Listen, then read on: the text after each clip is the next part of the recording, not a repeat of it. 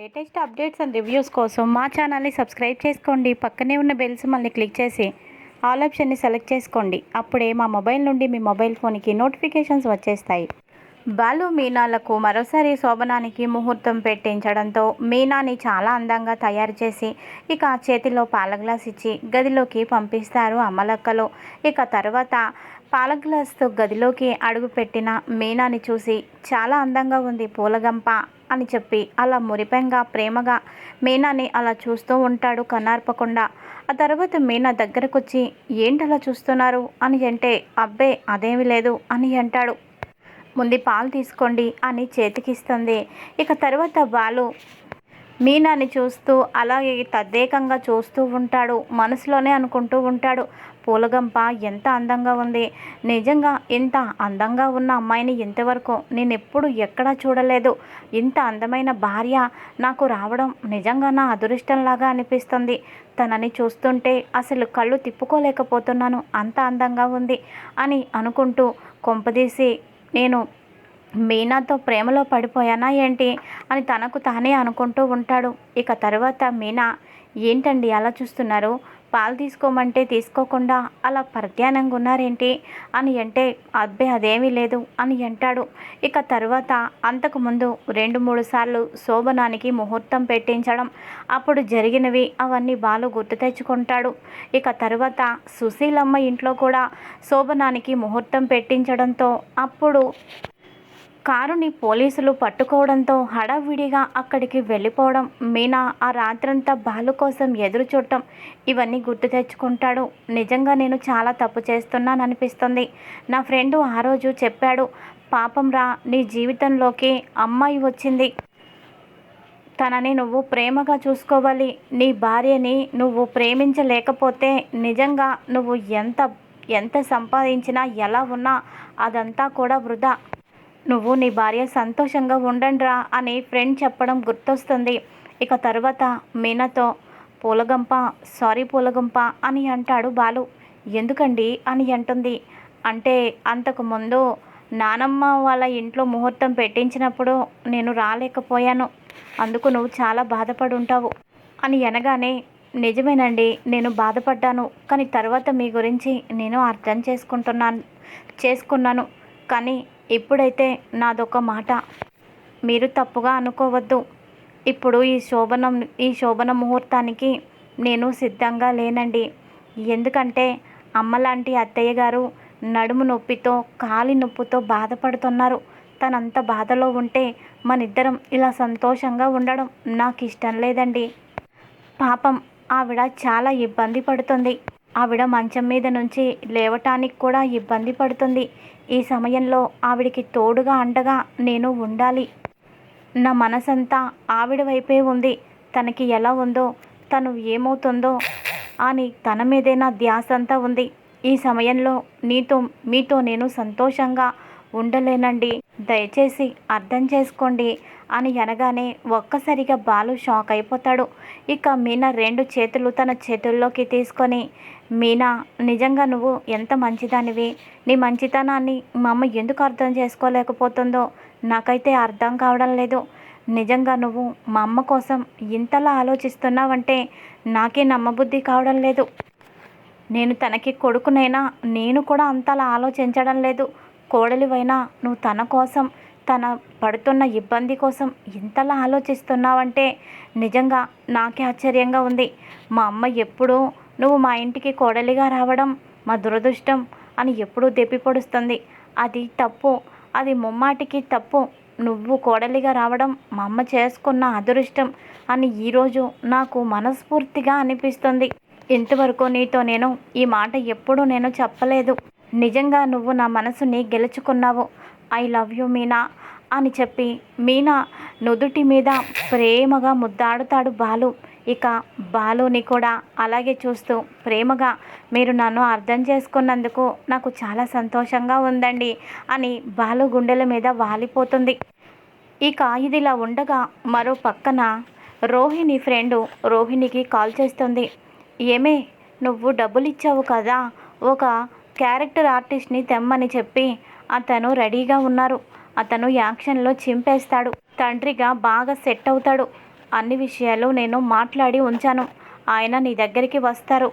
ఒక్కసారి నువ్వు కూడా కలిస్తే మాట్లాడినట్టు ఉంటుంది కదా అని అంటే, "ఆ, సరే సరే రమ్మని చెప్పు" అని అంటుంది. ఇక అతను రోహిణి దగ్గరికి వస్తున్నాడు. రావడంతోనే, "అమ్మ, ఎన్నాళ్ళయిందమ్మా నిన్ను చూసి. నాకున్న బిజినెస్ల వల్ల బాగా బిజీ అయిపోయి నిన్ను నేను కలవడం లేదు. నువ్వెక్కడున్నా నీ సంతోషమే నాకు ముఖ్యమమ్మా. నేను సంపాదించేది నీ కోసమేనమ్మా" అంటూ ఒక్కసారిగా అనడంతో రోహిణి షాక్ అయిపోతుంది. "ఏయ్, ఎవడ్రా నువ్వు? పొద్దున్నే వచ్చి ఏదేదో మాట్లాడుతున్నావు. అసలు ఎంతకీ ఎవడివి? నీకేం కావాలి?" అని అంటుంది. ఇక తర్వాత రోహిణి ఫ్రెండు, "అదేంటి రోహిణి, ఇంతలోనే మర్చిపోయావా? తండ్రిగా నీకు ఓ ఆర్టిస్టు కావాలని చెప్పావు కదా, ఆయన్ని పంపిస్తున్నానని చెప్పాను కదా, ఇంతలోనే మర్చిపోతే ఎలా?" అని అంటే, "ఓ సారీ, నేను అలా అనుకోలేదు. మా నాన్నగారు చనిపోయారు కదా, అదే ధ్యాసలో ఉన్నాను. ఇంతకాలం తర్వాత అమ్మ, నీకోసమే నేను ఎన్నో బిజినెస్లు చేస్తున్నాను అంటే నేను నమ్మలేకపోయాను. వాస్తవంలో అది నిజం కాదు కాబట్టే నాకు నేనే నమ్మలేకపోయాను" అని అనుకొని చాలా బాగా నటించారు. నిజంగా నటించడం కాదు, మీరు జీవించేశారు. ఇలాగే కంటిన్యూ చేయండి. నాకు పెళ్ళైపోయేదాకా మీరు ఇలాగే కంటిన్యూ చేయండి అని అంటుంది. అలాగేనమ్మా, ఇప్పుడు ఎక్కడికో వెళ్ళాలని చెప్పారు" అని అనగానే, "అవును, నాతో పాటు ఓ దగ్గరికి రావాలి" అని అంటుంది. ఇక అక్కడ అంతా కూడా, "మీరు సొంత నా తండ్రిలాగే నటించాలి" అని అనగానే, "చెప్పాను కదమ్మా చించేస్తానని, నువ్వేమీ డౌట్ పడాల్సిన అవసరం లేదు. నేను తండ్రి క్యారెక్టర్లో ఎంతోమందికి నేను వెళ్ళి తండ్రిలాగా నటించాను. నాకు చాలా అవార్డులు కూడా వచ్చాయి" అని అంటాడు. ఇక తర్వాత రోహిణి ఆ డబ్బుకి నటించే అతను ఇద్దరూ కలిసి బయలుదేరుతారు ప్రభావతి ఇంటి దగ్గరికి. ఇక ఇదిలా ఉండగా ఇంకొక పక్కన ప్రభావతి లేవగానే వేడివేడి కాఫీ తనకి ఇస్తుంది. "తాగండి అత్తయ్య గారు" అని మీనా ఇవ్వడంతో, "ఏయ్, ఏంటి ఉదయాన్నే నువ్వొచ్చావు? దరిద్రపు గుట్టుదానా, నువ్వెందుకు వచ్చావు? నువ్వు రావద్దని చెప్పాను కదా నీకు. ఉదయాన్నే ఇవన్నీ ఏంటి?" అని కసురుకుంటుంది. ఇక ఆ తర్వాత సుశీలమ్మ వచ్చి, "ఏం మాట్లాడుతున్నావు ప్రభా? రాత్రంతా తను మేల్కొని రాత్రంతా నీకు ఎన్ని సపర్యలు చేసిందో తెలుసా? శోభనం ముహూర్తం పెట్టించినా కూడా నీకంటే తనకి ఏది ముఖ్యం కాదు అని, ముందు నువ్వు కోలుకున్న తర్వాతే తనకి ఏదైనా అని అనుకొని నీ దగ్గరకొచ్చి నీ నోట్లో నీళ్లు పోస్తూ మందులు వేస్తూ కాళ్ళు నొక్కుతూ అలాగే ఆ మందంతా కాలికి రాస్తూ నీకు రాత్రంతా సేవలు చేసింది. నువ్వు మత్తులో ఉండటం వల్ల నీకదంతా గుర్తులేదు. తను కానీ నీకు రాత్రంతా సేవలు చేయకపోతే అసలు ఈరోజు నువ్వు లేచి కూర్చునే దానివే కాదు. తన మంచితనానికి నువ్వు దాసోహం అవ్వాలి. అంతేకాని తనని ఇలా అవమానించడం ఏమాత్రం బాగుందా? పశువులు కూడా నీలాగా ప్రవర్తించవు. ప్రభావ, ఎందుకు నువ్వు ఇలా చేస్తున్నావు?" అని అనగానే, "ఏమంటున్నారు అత్తయ్య గారు? రాత్రంతా ఇది నాకు సేవలు చేయడం ఏంటి?" అని అంటే, అవును, రాత్రంతా మీనా పాపం నీకు సేవలు చేస్తూనే ఉంది" అని అనగానే, "అంటే బాలుకి మీనాకి రాత్రి శోభనం" అని అనగానే, "ఇంకెక్కడ జరుగుతుంది? నిన్ను తల్లిలాగా చూసుకుంటుంది. నువ్వు ఎంత ఇబ్బంది పడుతుంటే నీ ఇబ్బందిని గాలి కొదిలేసి తను భర్తతో సంతోషంగా ఉండటం తనకి ఇష్టం లేదని చెప్పింది. ముందు నువ్వు కోలుకున్న తర్వాతే తనకి ఏదైనా అని కరాఖండిగా చెప్పింది. ఇప్పటికైనా మారి తనని క్షమాపణ అడిగి నీ తప్పుని నువ్వు తెలుసుకోకపోతే నిన్ను దేవుడు కూడా క్షమించడు, నీకు శిక్ష వేస్తాడు" అని చెప్పేసి అక్కడి నుంచి వెళ్ళిపోతుంది. ఇక తర్వాత రోహిణి తన డమ్మీ తండ్రిని తీసుకొని వస్తుంది. ఓ కారు ఇంటి ముందు ఆగడంతో, "ఎవరు కారు ఇంటి ముందు ఆగింది? ఎవరది?" అని అనుకుంటూ ఉండగా ఇంతలోపు రోహిణి, "దిగండి డాడీ" అని అంటుంది. ఇక అతను కారు దిగుతాడు. ప్రభావతి, వచ్చేశారు, మన వియ్యంకుల వారు వచ్చేశారు, రోహిణి ఫాదరు వచ్చేశారు. ఆ కారు చూసారా, ఎంత పెద్ద కారో? ఆ కారుని చూస్తుంటేనే అర్థమవుతుంది వాళ్ళెంత పెద్ద కోటీశ్వరులో. నా కొడుకు చాలా అదృష్టవంతుడు, వీళ్ళలాగా నష్టజాతకుడు కాదు. నాకు కాబోయే కోడలు వస్తుంది" అని పరిగెత్తుకుంటూ వాళ్ళ దగ్గరికి వెళ్తుంది. ఇక ఆ తర్వాత అతను నమస్కారం అమ్మా అని అంటాడు. నమస్కారం అన్నయ్య గారు, రండి అని అంటుంది. ఇక అతను లోపలికి వస్తారు. సత్యానికి ఏదోలాగా అనిపిస్తుంది ఆయన్ని చూడగానే. సుశీలమ్మ కళ్ళజోడు సరిచేసుకుంటూ, ఇవన్నీ అంతకుముందు ఎక్కడో సంతలో నిన్ను చూసినట్టున్నానే, ఈయన అమెరికా నుంచి రావడం ఏంటి అని అంటుంది. ఇక తర్వాత మనోజు, నానమ్మ ఆపుతావా, ఈ కళ్ళు సరిగ్గా కనిపించక ఎవరినో చూసి ఎవరో అనుకుంటున్నావు అని అంటాడు.